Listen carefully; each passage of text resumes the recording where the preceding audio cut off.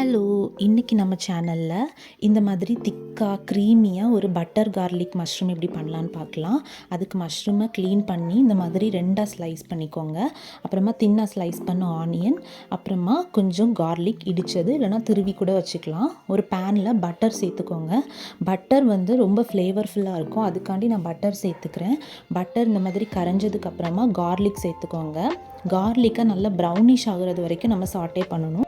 பட்டரில் கார்லிக்கை போட்டு நல்லா இந்த மாதிரி வதக்கணும். இது வதங்கி ஒரு ஸ்டேஜ் ரீச் ஆகும். இந்த மாதிரி ப்ரௌனிஷாக கொஞ்சம் பொரிஞ்ச மாதிரி ஆனதுக்கப்புறமா நம்ம ஆனியன் ஆட் பண்ணிக்கலாம்.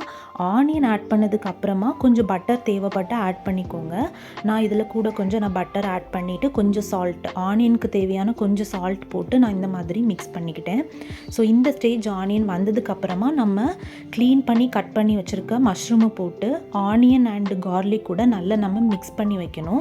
மஷ்ரூமில் நம்ம எந்த தண்ணி ஊற்ற தேவையே இல்லை. அதுவே ஒரு 2 to 3 minutes ஹை ஃப்ளேமில் நம்ம வச்சு கிண்டிகிட்டே இருந்தோம்னா இந்த மாதிரி தண்ணி வரும். தண்ணி வந்து ஊறி அதுவே கொஞ்சம் கொதிக்க ஆரம்பிக்கும். அந்த ஸ்டேஜில் நம்ம red chilli powder, coriander seed powder add பண்ணி நல்லா மிக்ஸ் பண்ணி இன்னும் கொஞ்சம் விட்டோம்னா நிறைய தண்ணி ஊறும்.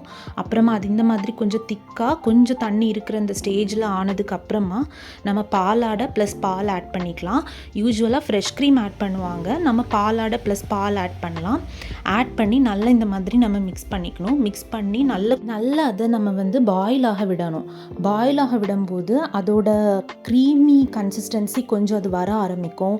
ப்ளஸ் மஷ்ரூமில் வந்து அந்த பாலோட ஃப்ளேவர், பட்டரோட ஃப்ளேவர், கார்லிக்கோட ஃப்ளேவர் எல்லாமே இன்ஃப்யூஸ் ஆகி இந்த மாதிரி நமக்கு ஒரு திக் அண்ட் க்ரீமியான பட்டர் கார்லிக் மஷ்ரூம் கிடைக்கும். இது நீங்கள் ட்ரை பண்ணிவிட்டு கண்டிப்பாக கமெண்ட் செக்ஷனில் சொல்லுங்கள். தேங்க்யூ.